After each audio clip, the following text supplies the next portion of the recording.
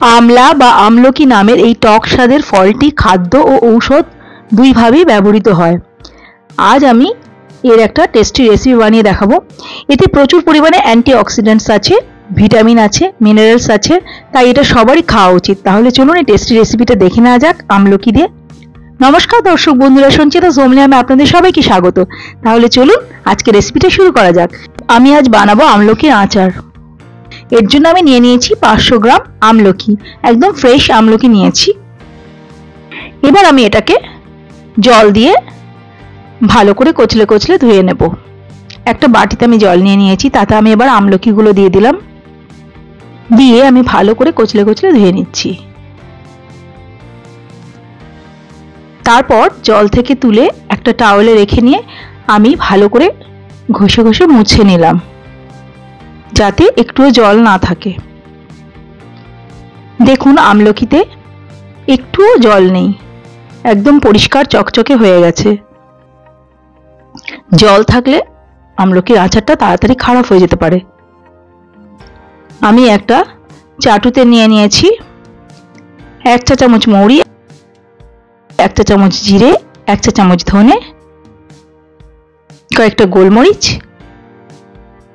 আর half চা চামচ সর্ষে। এটাকে 2 মিনিট লো ফ্লেমে আমি একটু ভেজে নিচ্ছি শুকনো চাটুতে। তারপর এটাকে গুঁড়ো করে নিলাম, দানা দানা গুঁড়ো করেছি। এবার আমি আমলকিগুলোকে ভাপিয়ে নিচ্ছি। একটা বাটিতে জল রেখে তার উপর একটা ছিদ্রযুক্ত বাটি দিয়ে তার মধ্যে আমলকিগুলো দিয়ে আমি ঢেকে 12 থেকে 15 মিনিট পর্যন্ত ভাপিয়ে নিতে হবে, লো টু মিডিয়াম ফ্লেমে। 12 মিনিট ভাপিয়ে নিয়েছি,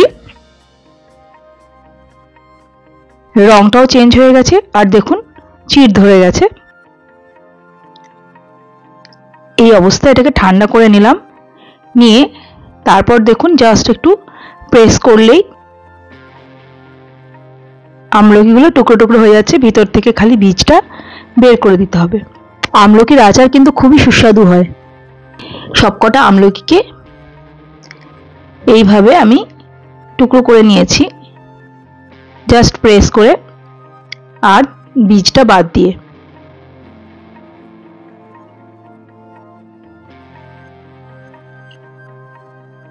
আমলকিগুলো আমি দেখুন এরকম ছোট ছোট টুকরো করে নিয়েছি হাতের সাহায্যেই। একটা কড়াইতে আমি 4 টেবিল চামচ সরষের তেল দিয়ে দিলাম। তেলটা গরম হয়ে গেছে, এবার এতে দিয়ে দিচ্ছি হাফ চা চামচ মৌরি আর 1/4 চা চামচ মেথি, দিয়ে একটু সময় নেড়ে চেড়ে নিলাম। তারপর এতে দিয়ে দিচ্ছি সামান্য একটু হিং, এটা অবশ্যই দেবেন, এতে আমলকিটা অনেকদিন ভালো থাকবে। দিয়ে দিলাম হাফ চা চামচ আদা কুচি।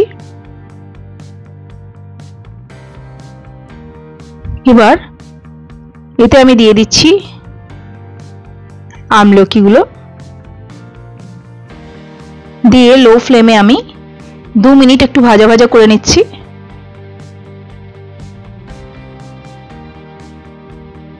অনবরত নাড়তে নাড়তে ভাজতে হবে।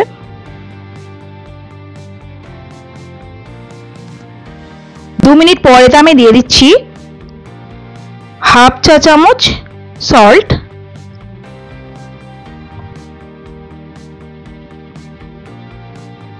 হাফ চা চামচ ব্ল্যাক সল্ট, দিয়ে ভালো করে নেড়ে চেড়ে মিশিয়ে নিচ্ছি।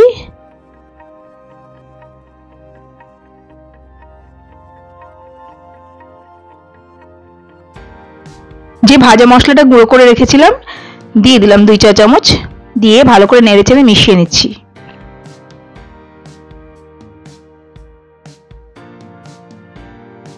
দিয়ে দিচ্ছি 200 গ্রাম আখের গুড়। মিষ্টিটা আপনাদের পছন্দ মতো দেবেন, বেশি বা কম।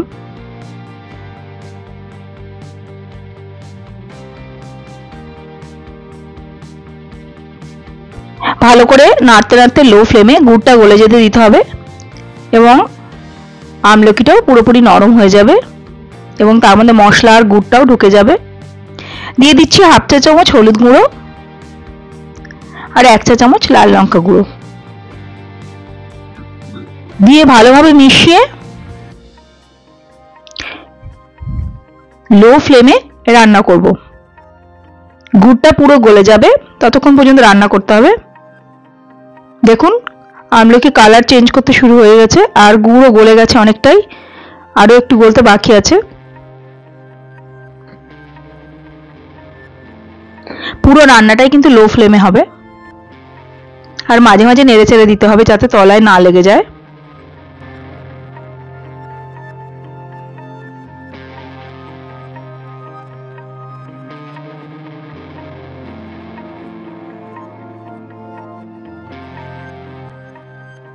গুড়টা পুরো গলে গেছে, আরও 2 মিনিট রান্না করে নেব।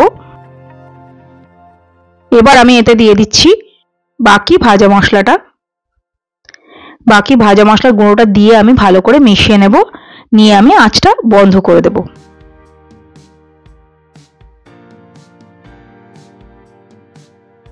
আঁচটা বন্ধ করে দিয়েছি। এবার আমি এটাকে ঠান্ডা হতে দেব।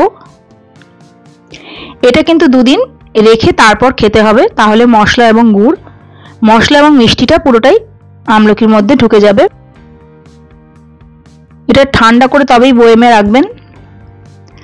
আর এটা হিং দেওয়ার জন্য বেশ কয়েক মাস ভালো থাকবে। আর যদি 1 বছরের জন্য রাখতে চাও তাহলে 1 চা চামচ ভিনিগার মিশিয়ে নেবেন।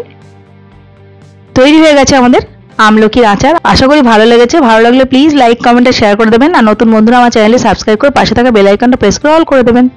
অনেক ধন্যবাদ পুরো ভিডিওটা দেখার জন্য। নমস্কার।